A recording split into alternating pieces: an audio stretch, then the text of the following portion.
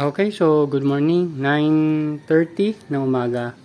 Ngayon ay June 11. So nandito tayo sa location 1 natin, which is pakita ko lang sa inyo yung ito yung kamatis na tumubo dyan. Pero mukhang cherry tomato yan. Pero wala pang natutuyo yung mga bulaklak eh. So hindi siya napopollinate. Paano ba yan? Kailangan ko bang uga-ugain? Ba yung sabi dati? Uga-ugain. Ganyan. Hindi ko lang alam kung gagana yan, pero tatry natin. Ganyan din yung ginawa ko nung last time. Pero hindi na munga. Hindi na munga. Ayun. So, isa pa. So, yung mga tanglad natin, tumutubo naman ng ayos. Ito, ang taas na nga eh. Tapos dito, yung mga spinach natin dito, hindi ganun kaganda. Kasi kung titingnan nyo doon, malalaki. So, mas matataba yung lupa doon. So, possible lang ilagay ko dito mga basil. Mga basil. Ayan, basil. Molekta lang din tayo ng buto ng basil. Wala pa tayong buyers eh. So, basil na lang muna yan. So, ayan, mapasin na tumutulo kasi nagdilig ako. Although may irrigation na ako mula doon, pero hanggang dito pa lang yung abot niya eh. So, nagmamanual dilig pa ako gamit yung hose dito.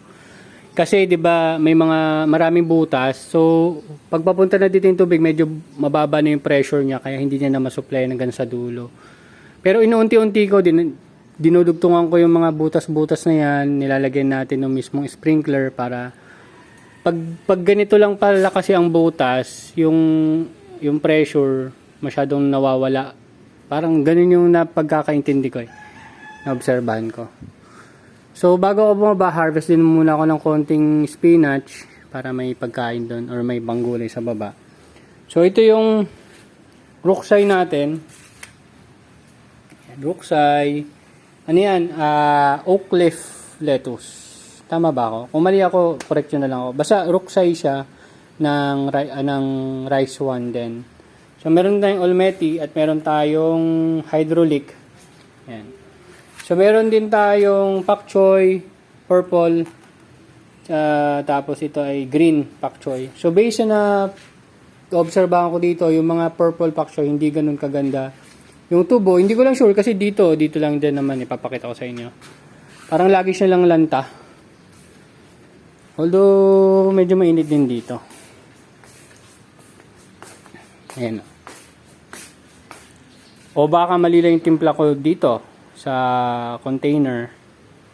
Ayan o. So ito, nalanta yung ano natin, nanilaw o.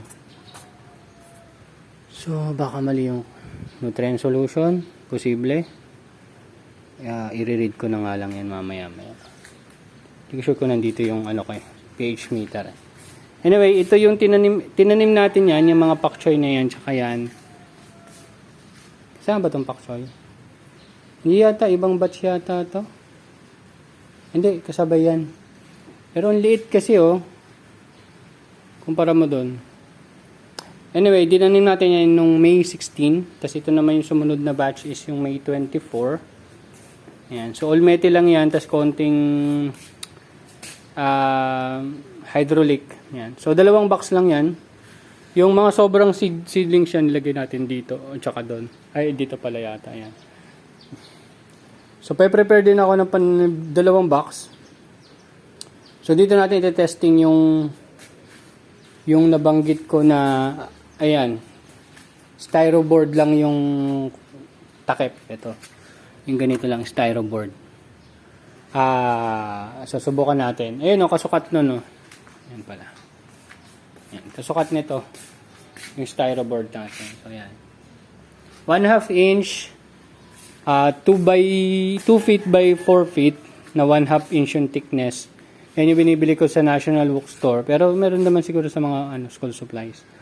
Ang bili ko dyan is 81 pesos kung hindi ako nagkakamali. Yun. Tapos kahapon or ng isang araw bumili ako. Kaso wala sila nung 2 feet by 4 feet. So napilitan ako bumili ng dalawang 2 feet by 2 feet. So magkarugtong yan. Yun yung ilalagay ko dyan. So, dalawa yan. Kunin ko lang yung isang box sa baba. Ayusin ko pa kasi wala pang plastic lining yan. Tapos yun yung gagamitin nating takip. So, mas madali kasi yon butasan. Tsaka, ngayong maulan, palagay ko, mape-prevent nun yung paglala ng fungus.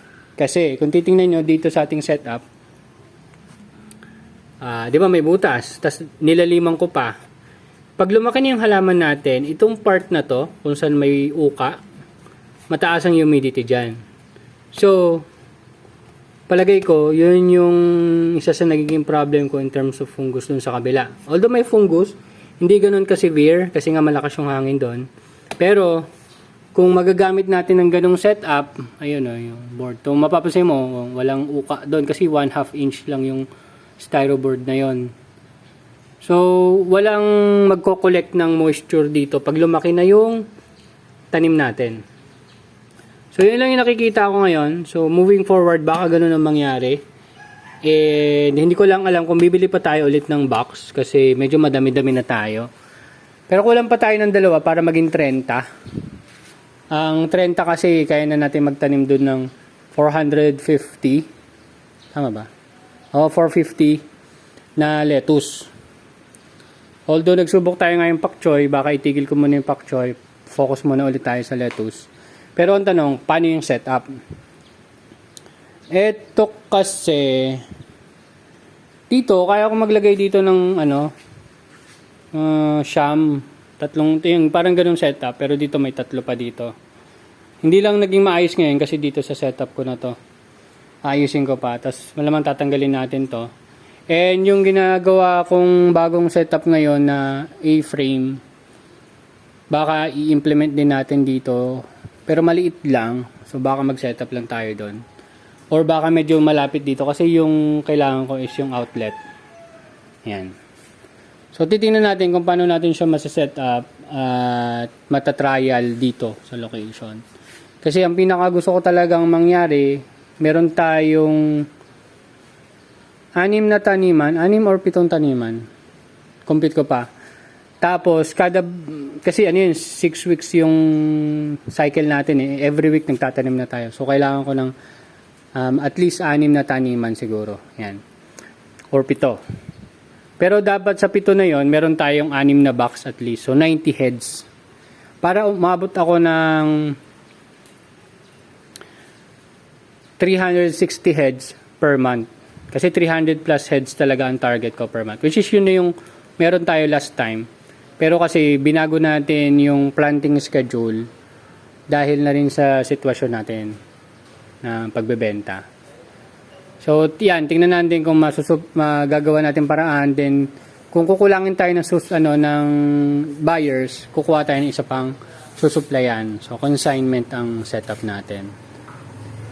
Tapos ito, yan, may mga petunya tayo dyan kasi hindi ko alam kung mabubuhay pa. Pero dinidiligan lang natin. So, may mga lettuce, mayroong mga pak choy. Ayan. So, hopefully maging maganda. And yan. So, mag-harvest lang din ako. Ito, titrim ko lang din to. Tapos dito, meron tayong mga amaranth. Ayan, amaranth. Tinanim ko yung mga 4 days ago. Ayan. Amaranth. Yan. Mga 4 to 5 seeds ang nilagay ko. Ayan. Amaranth. So, ito gitna. Tapos, ayan. Yung mga yan, yung maliliit na yung amaranth yan. Yun, pansit-pansitan. So, malakas kasi tumubo pansit-pansitan dito eh. Although herbal daw yan, hindi ko lang kung paano gamitin eh.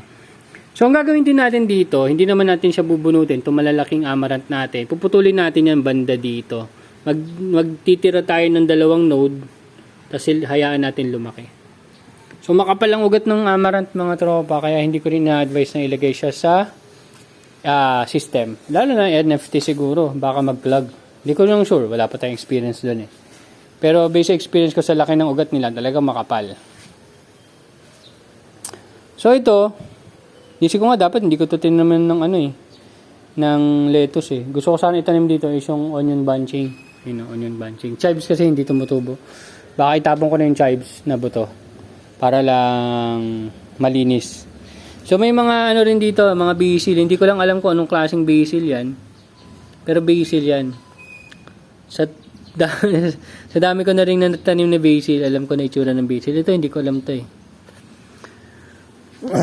So ito, hindi ko lang alam kung melon or kung ano man buto to. Tumubo lang eh, no. Bato. Wala man to. Nilagyan ko na rin siya ng pataba diyan. Dinidiligan ko lang. So, yan. Itong tanglad na to para to sa aso ko. Minsan gusto niya ng damo. So, dito naman, ito yung inisip ko kung anong nagiging problem. Hindi naman siya big problem kasi hindi ko naman masyadong inalagaan yung mga tanim dito. Ayun, no, may kumakagat to. Siguro mga suso. May mga suso dyan na maliliit eh. Yung yellow-green ba yon or green? Yan. Tapos mapansin nyo, yung marigold na doon, parang medyo kulubot yung dahon. May problema siguro yan. So, dito rin, okay naman to. Kasi yung cuttings natin na marigold, parang hindi siya natutuwa. So, tingnan natin kung anong mangyayari. Pero, yan. Nag-irrigate naman tayo. No? Ito yung hose. Yan. Hose, irrigation. So, on ko lang yung gripo para madiligan yan lahat. Okay, so yun lang naman update natin dito. So, tingnan natin ang temperature. Maulan kagabi. Umakita ko dito eh. Ang humidity nung pag-akit ko nasa ano eh. Lagpas 80. Ngayon nasa ano siya, 60 plus. Sabi mo ng 65. Then temperature natin dahil maulan nasa 31. So, malamig. Malamig pa yung 31 syempre. Kasi pag tanghali dito tas hindi maulan, nagpo 42, yan, 43. Ganun kainit. So, lalagyan ko lang to ng tubig para papasingawin natin. Dalawa yan dyan. Hindi ko sure kung itatatlo ko pa. Pero may dalawa pa akong box dun sa baba eh. Ito, mga bago to. Bago. So, yan. So, ngayon, hindi, napansin nyo, nasa lapag lang sila. So, isa yan kasi wala na akong patungan. So, nilapag ko na lang sila. Tingnan natin nung okay din. So, yun, medyo kailangan ko ng linis-linisin yung susunod. Yung gilid lang naman. Okay, so sana maging maayos tong red lettuce natin para may bago tayong ima-market. Kailan pa ba yan? Tagal pa yan sa may mga 27. Yan, mga June 27. So, goods naman yung size nila. Kasi wala pa namang June 16 eh, para mga 1 month nila eh. Wala pa naman tayo dun sa month na yun, pero makalaki na yung size nila. So, ang timpla niyan, Nutri-Hydro 90 ml A and B, then pH down 6.5 to 7 ml. Tapos halos puno yung box natin dyan. Alam nyo naman kung gaano kataas yun. Sabihin mo mga 3/4 inch na lang puno na. Ganun kataas yung tubig dyan. Kasi nga, ang gamit natin is 1 inch net cup. Yan. So yun, nakita nyo na siguro yung video kung paano ko to ginawa, kung paano ko sinukat. Yan. Hindi naman siya kasing, kumbaga may guidelines na ako gamit yung dati. Pero imagine niyo na lang kung yung sukat. Tsaka mas na-maximize natin yon kasi wala na siyang pinakagilid kumbaga. Ayan. So yung ganun Mas maganda yung spacing niyan ng kaunti. Hindi naman, ang pinakamagandang spacing talaga kung spacing lang ang pag-uusapan, 8 inches center to center kung magpapatubo tayo ng mga lettuce. Ayun lang. So, thank you very much and see you next updates mga tropa. Bye-bye!